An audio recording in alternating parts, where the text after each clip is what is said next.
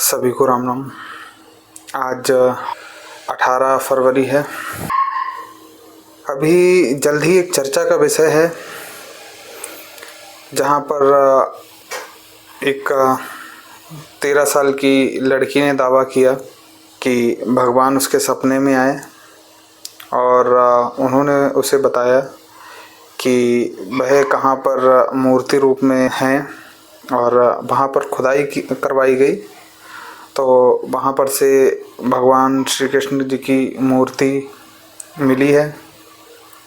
तो लड़की का ये दावा है कि वह कम से कम 1 साल से अपने घर वालों और सबको समझा रही है कि भगवान उसे बार बार सपने में आकर कह रहे हैं कि ऐसी ऐसी जगह पर आप आइए, मैं वहाँ पर आपको प्रतिमा रूप में मिलूँगा।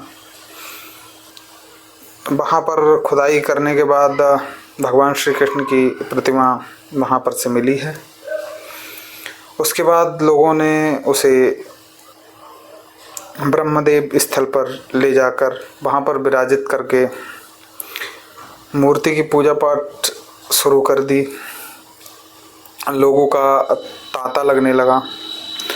लोग दूर दूर से जो आसपास के क्षेत्र के हैं वो सब वहाँ पर पूजा अर्चना करने के लिए जाने लगे और लोगों ने उस लड़की को भी देवी स्वरूप मानकर उसकी भी पूजा पाठ भी शुरू कर दी।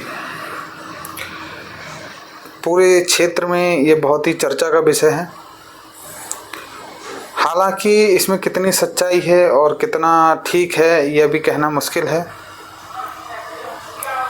क्योंकि क्षेत्र में जहाँ एक तरफ अच्छाई फैली होती है वहीं दूसरी तरफ बुराई भी अपने पैर पसारती है।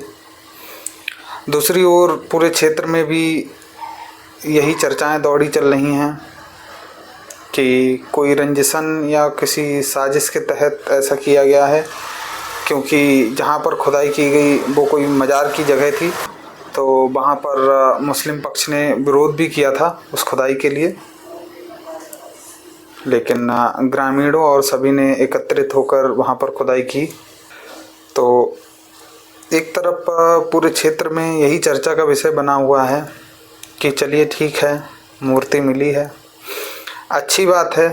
प्रभु किसके सपने में आ जाएं कोई नहीं जानता, क्योंकि ये ईश्वर ही जानते हैं कि वह कब किसको दर्शन देंगे।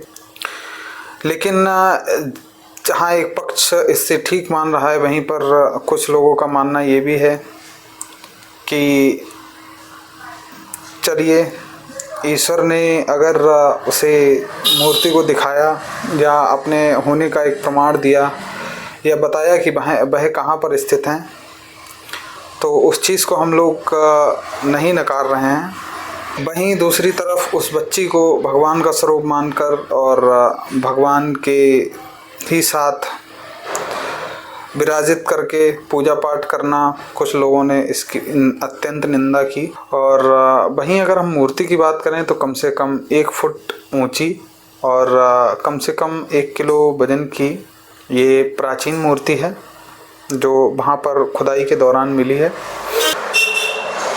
प्रत्येक व्यक्ति का अपना अलग मत है। कुछ जहाँ पर अच्छे मत उठते हैं वहीं पर कुछ बुरे भी मत होते हैं, क्योंकि जहाँ पर अच्छाई होती है वहाँ पर बुराई भी कहीं ना कहीं किसी न किसी 1-8% तो बनी ही रहती है।